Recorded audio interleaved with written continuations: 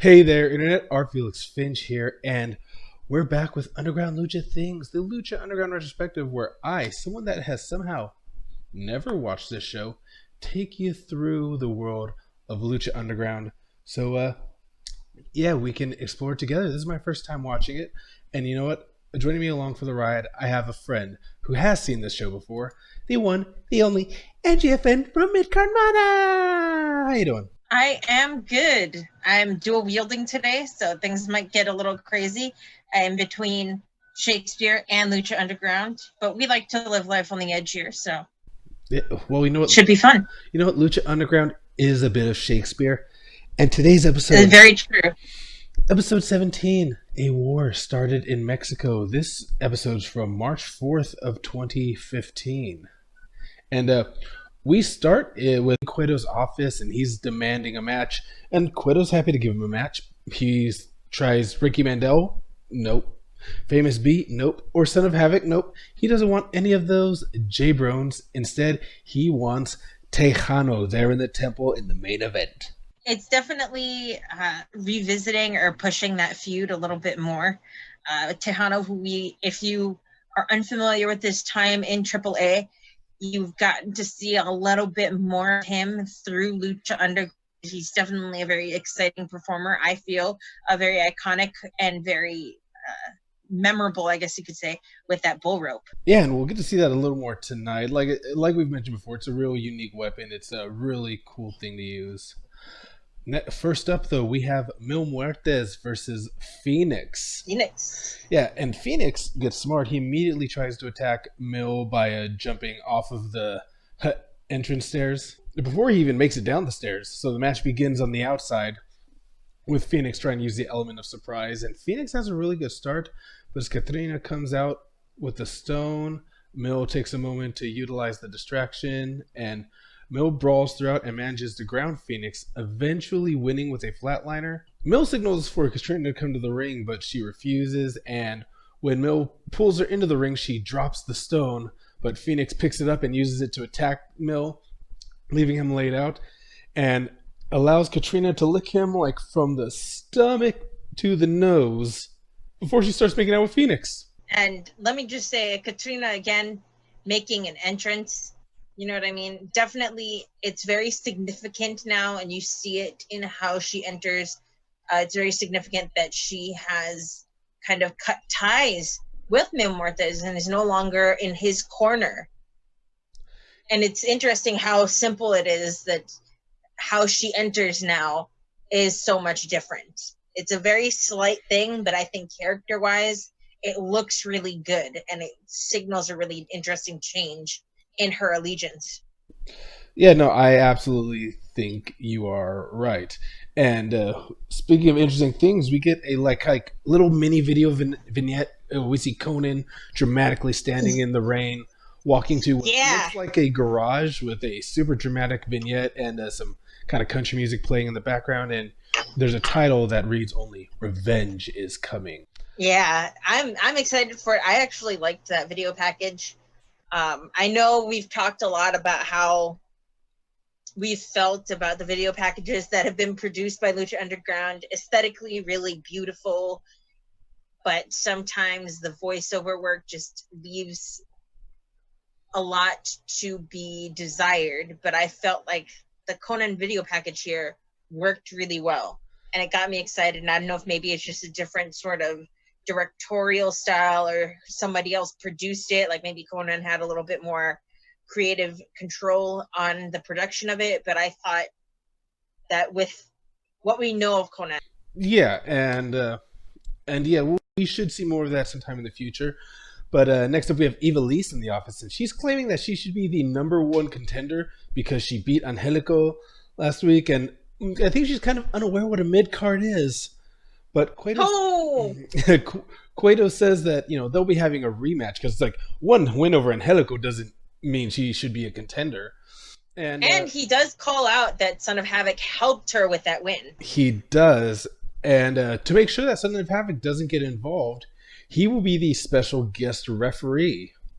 Interesting how that means he's not going to get involved. Yeah, because isn't the special referee kind of, supposed to skew it to someone's side? Yeah, is very very much intimately involved with the entire match and how it goes. So interesting choice here by Dario. And there's a great line about if he can control his woman in the ring as well as she controls him out of it. That's kind of a solid burn. Yeah, I like how she, as they exit, she leads him out by grabbing him by the beard. Yes, that did not look fun. But Prince Puma is also working out backstage, and he's interrupted by Alberto El Patron, who says that he will need some more aggression unleashed if he wants to keep that title off of Cage. Yeah, telling him basically that he's got to man up, and saying that if he gets past Cage, the next person he's going to have to worry about is El Patron. Yep. And this brings us into our next match, which is Big Ryck versus Sexy Star. Star. And the winner of this match gets to face the Crew. Now, Yeah. this size disparity, like there's clearly a size disparity. It would be a lot more noticeable if it weren't for the fact that we've seen Big Ryck go up against Mascarita Sagrada. And so, we've seen him with someone much smaller. But, Ryck still looks huge here. But Sexy's trying to move him, and she's unsuccessful. She's able to, kick his legs a few times, try to get out from under him, but it's not enough. He lifts her up for a massive uranagi, but then gently puts her down and just holds her shoulders down while she tries to fight to get up, but he cleanly gets the pin. Yeah. It's a very interesting different side of Big Ryck, very solidly showing him now as a face with how he treated Sexy Star compared to how he had treated opponents in the past. And definitely he has, of course, the advantage, and you see him kind of acknowledge that, and maybe there's a gender sort of thing there with not wanting to brutalize a woman. Maybe it's also just showing in general, hey, I'm a good guy now. I'm not gonna beat you up for no reason.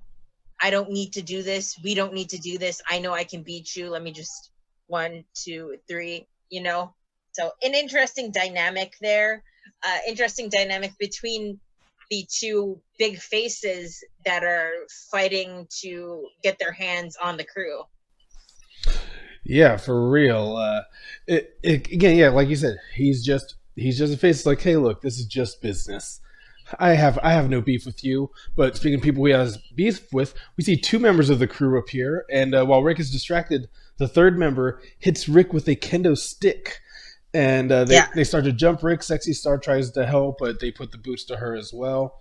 Ryck is able to overpower, and he rips off his eye patch as he fires up. And we don't get a good look at his damaged eye to see like if they've done anything makeup wise or anything. Or if it's healed by now, who knows? Yeah. But the Crew manages to escape the ring, and Ryck covers his eye with one hand. So we're definitely going to get more of them. Absolutely. Crew definitely is doing their job, or they're doing their jobs of being, strong in numbers, but then once someone shows that they ain't scared, the Crew runs off scared. So I like that. It shows a really good understanding of what their role is, because they're not supposed to be, the biggest, baddest. They're just supposed to be, kind of minor, I guess you could say minor, sort of lesser threats, more annoyances, really. So I think they're doing their job in this storyline really well. Right. And next up, though, we have our main event, Alberto El Patron versus Texano. And they give Alberto a package that also talks about his father, Dos Caras, which is cool for me because I don't really know much about Lucha Libre. So the fact that they bring up his father, Dos Caras, and how big he was, as well as bring up his own success as Dos Caras Jr., was great for me. Oh, yeah. The amount of history and background and lineage that Alberto El Patron has in Lucha Libre, it's very much his heritage. That's his background. He grew up in this. And they talk a little bit about it throughout this match as well, talking about how, how well these guys know each other, how they kind of have similar backgrounds, and this is similar in its importance to their family. So I liked this video package a lot. It's a nice little history lesson. Yeah, no, for sure it is. And the crowd is really hot for this, for both of them. And Yeah. it does seem very lucha libre, but the old school style, like what you see like El Santo or Blue Demon do, instead of like the flippier things we see from the youth on the show. Texano is also clearly the heel, despite being much smaller than Alberto Patron. And I am surprised to see that Alberto Patron keeps a shirt on throughout most of the match. Although Yeah. once that shirt comes off, it becomes a real battle. Like that shirt was holding back his full power. I don't know if it was weighted or anything, Right. but No, it definitely got that same sort of vibe of like he wasn't necessarily taking the match seriously. Very much like how you see certain wrestlers with their attire, how they're dressed in a match shows how seriously they take the match or not. But once the shirt comes off, or with Tai Chi, once the pants come off, or other things like that, that's how you know that they're kicking it into the next gear. And that definitely was very clear in this match. yeah, I'm very curious if we'll see that more in the future. He eventually, but eventually, Alberto Del Rio does get a hold of the bull rope and start beating down Texano, which gets him Gets DQ'd. that DQ.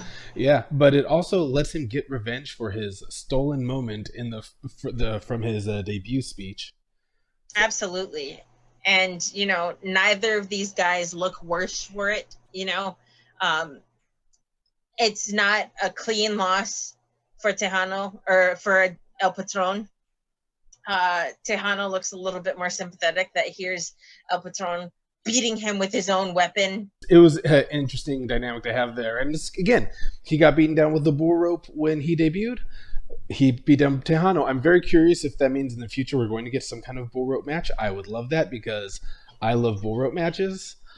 And we don't end the show there, though. We finish with King Cuerno in the office of Dario. With, by the way, King Cuerno in his finest casual cowboy clothing. And it turns out we're getting a cage match next week. And Cuerno vows to mount him on Cueto's wall. Yeah, what a great touch, right? Yeah. And I loved that sort of cowboy casual aesthetic of King Cuerno. It looked really good. Yeah, I'm actually kind of, I forgot to mention, it was against Johnny Mundo that he's going to have this cage match. Yeah, but that's how our show ends, with that kind of cliffhanger. So next week, we get a steel cage. But Angie, what did you think of this week's show? I liked it. I know we've talked a lot about how much I like Angelico and the sort of feud that he has with Son of Havoc and Ivelisse. I also have to say I really loved that Conan video package. I thought it looked really good. I thought it got me appropriately hyped for him coming out, getting out there and getting that revenge against Cage. I thought it was a really good touch. Again, we got to see a bit more lucha here.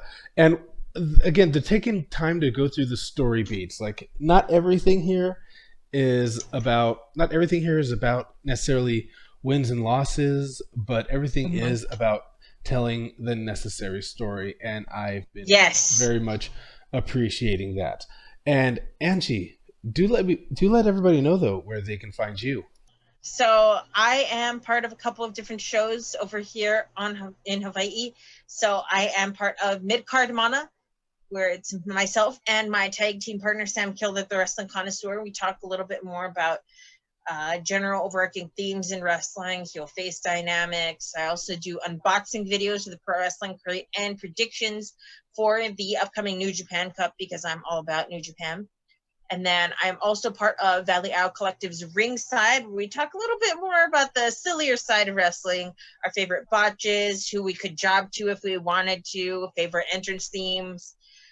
If we had to take a finisher from a wrestler, what would it be and why? All that kind of stuff.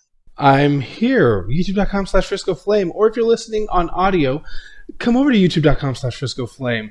Watch this show. It debuts every Wednesday and Friday, even though there was a bit of an issue last week, but that's my bad. About to be going through some surgery, so my mistake. And yeah, it's also just kind of been a rough week in wrestling. But yeah, you can also get my pins. Go to my Etsy shop, etsy.com/shop/Frisco Flame. And yeah, I've got plenty of pins back here, including an Underground Lucha Things pin. So, you know what? For myself, for Angie, peace out, party peoples. I will see you next time. Premature Bang Bang.